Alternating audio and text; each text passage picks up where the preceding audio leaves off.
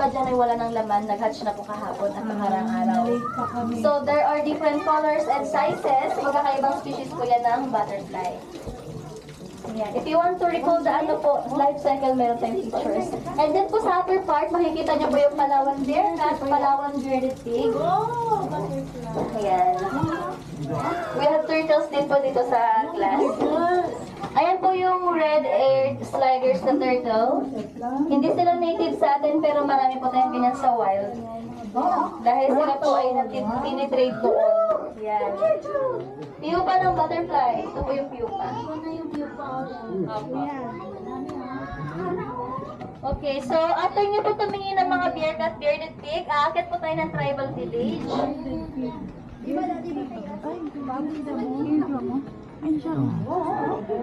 Tay, bearcat. Ang tamad. Ayaw man yun. Tenda ko sa train. Itong papa dito. Ayan, ngayon po kasi medyo makulimlim at hapon na, yung iba nakagapo lang po sa mga halaman. Salan po yung iba. Yan, yung bearcat at bearded pig po, that's all endemic in Palawan. Dito lang po sila matatagpuan. Kapala yung bearcat. Alam ko yung ano. Dah, hindi bo. Babira mo yata ito eh. Very big yan. You eat side dear cat.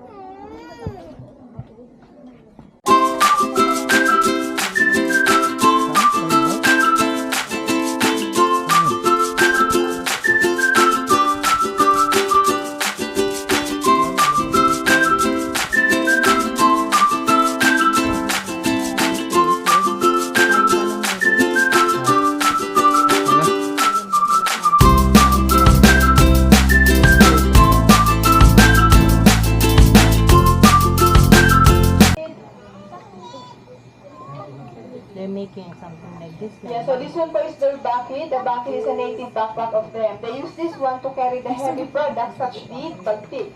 And this bucket po is made of rattan. The adult can carry 30 up to 50 kilos of bagtik. It's up and down in the mountain. So when it's heavy or mabugat, no worries po. Aside from the shoulder strapper, sila can support them to carry even more weight. And it's na kanilang ancestor. So now po, they're going to play the three set. They call that one basa.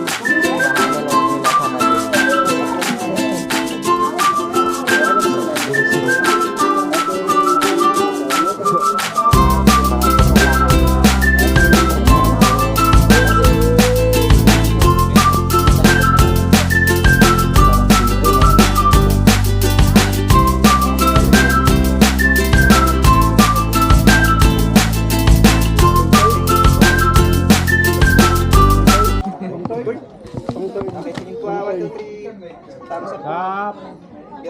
Lap. Lap. Yan. Eh. Tapos sa kabila yung mga scorpion. Pang ano na pala yung makahiya, no? Dating di naman ah. Ha? Ang tag dito. Museum na pala. Sa amin madami lang sa daan. Dito may tiglo po. Yan po yung mga isda na kumakain ng itlog ng lamok at kitik-kitik. So maganda sila pang maintain ng mosquito. Yan. Yan, Copy. then baka may gusto po sa inyong mga scorpion, pwede po kayo mag-picture sa scorpion. Hindi siya nakakita. Ito po sila ay nakahawakan dahil sila po ay Kataba lang yan, bebe. Ha? Kataba. So, pwede po silang gawing Kain ng isda. Basawakan po natin yung karawag natin. Yung venom nila is just mild, hindi sila deadly na scorpion. Yung kamandag nila ay katulad ka po ng mga honeybee. Yan, kumakain sila ng ipis, ng crickets, and yun naman po yung millipedes, ayan po delikado ito. Hindi ako mahawakan, pinapahawakan. Sila ay kumakain ng mga ibog na ngawi, pulong na dahon. Eh, may ahit. Hindi sila nangangagat, pero may lason yung katawan nila, may toxin.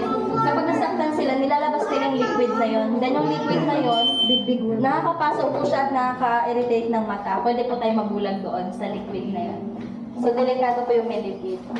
Ayun naman po yung stick insect or stick bugs. Millipede. Tawag kayo, ma'am? Malay dyan. Scorpio. Wala ito ah. Yung venom nila, sir, hindi sila deadly scorpion. Sila ay mildly venomous. Ano dito na mga guest ko? Yung iba po mga yung iba po yung iba po ang pinataan ko muna sa may Ayan. insect. Malaki na Galing, ah. stick insect. Ay, ano. Ayan po. Ha? Okay lang. Sige, sunod na natin. Tama na kasi. Sakay na po tayo sa likod. Ako na. Maintain nyo pa na nakaangat sila, hawak tayo dyan. Taas na pa, legs up, lean back lang tayo sila, huwag nyo ipababa yung paa. Okay na po?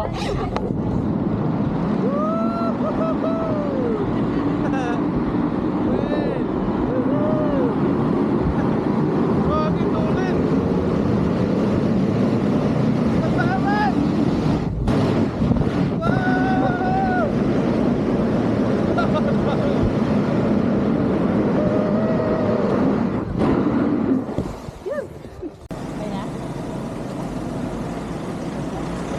Tama sa Vegas Hill.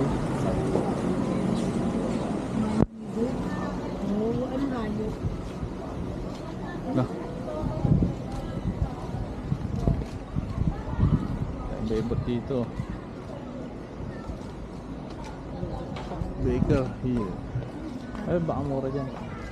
Botanical Gardens lang. Papatayin lang nila yan.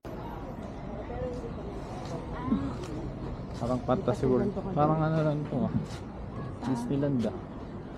Eh, ganda ng bubo. Ah, pwede mo po dito? Bantay ba po? Bakersfield. Laking bonsai oh. Cookies. Ano yung spelling ng cookies nila oh? Only in Palawan. Yung may tinapay dito. Yung may tinapay. Ano ba yan? Patay ko. Six yung babae. Sexy ah.